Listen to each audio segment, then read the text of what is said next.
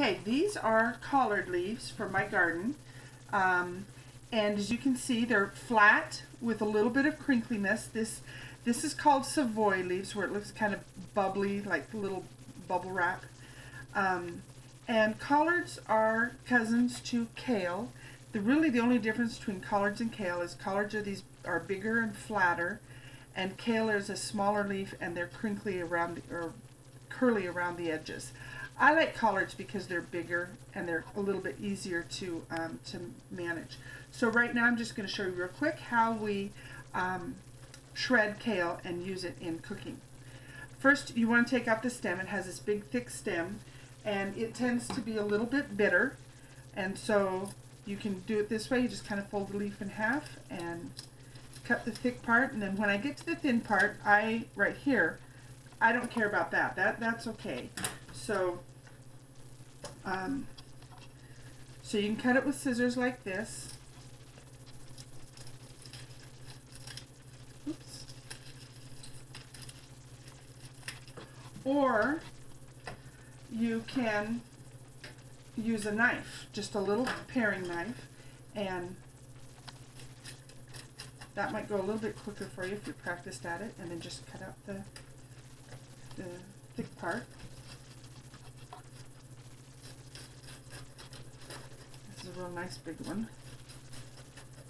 Okay, go ahead. Okay, now I've finished cutting all my leaves, cutting all the stems out of my leaves, and now, where's that big one? I want to start with the big one on the bottom. You'll see why in a second. And then I just stack them up like this,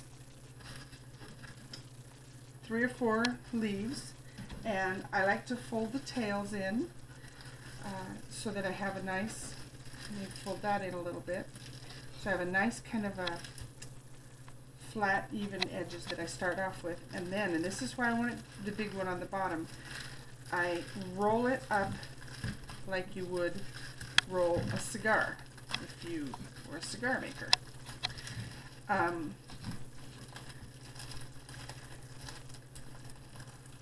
So I roll it up like that, and then this makes it really easy to shred it all at once, like that.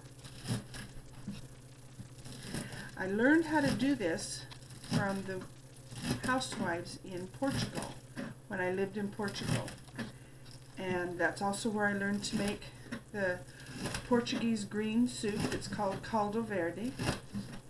I hope that I have a recipe on the website for how to make caldo verde, and I hope you'll try it because it's a wonderful, tasty, very simple to make soup.